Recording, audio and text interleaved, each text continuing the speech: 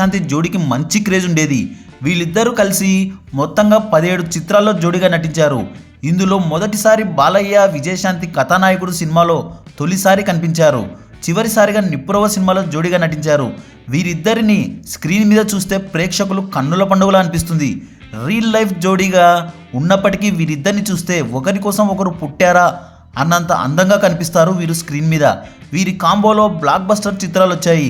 ముద్దుల మావయ్య లాంటి ఇండస్ట్రీ హిట్ కూడా ఉంది.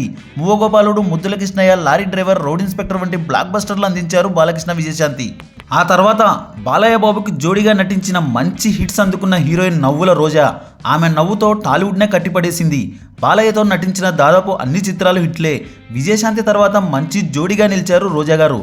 బాలయ్యతో రోజా నటించిన చిత్రాలు భైరవదీపం, బొబ్బిలి సింహం, పెద్దన్నయ్య, గాంధీవం, మాతో పెట్టుకోకు, సుల్తాన్, శ్రీ కృష్ణార్జున విజయం. వీటిలో తొలిసారి వీరిద్దరూ కలిసి నటించిన జానపద cinema Bhairavadeepam block buster hit అయింది. ఆ తర్వాత వచ్చిన బొబ్బిలి సింహం కూడా సూపర్ హిట్గా నిలిచింది. ఒకే ఏడాదిలో రోజాతో 3 సినిమాలు బాలయ్య చేస్తే అందులో 2 సూపర్ హిట్ అవ్వడం విశేషం.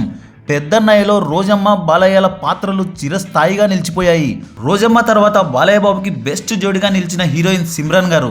బాలయ్య బాబు, సిమ్రాన్ కలిసి నటించిన చిత్రాలు సమరసింహారెడ్డి, నరసింహానాయుడు, గొప్పింటల్లుడు, సీమసింహం, ఒక్కమగాడు. వీటిలో సమరసింహారెడ్డి, నరసింహానాయుడు ఏకంగా ఇండస్ట్రీస్గా నిలిచాయి. అలా బాలయ్య సరసన విజయశాంతి, రోజా, సిమ్రాన్ వీరు ముగ్గురు మంచి జోడిగా నిలిచారు.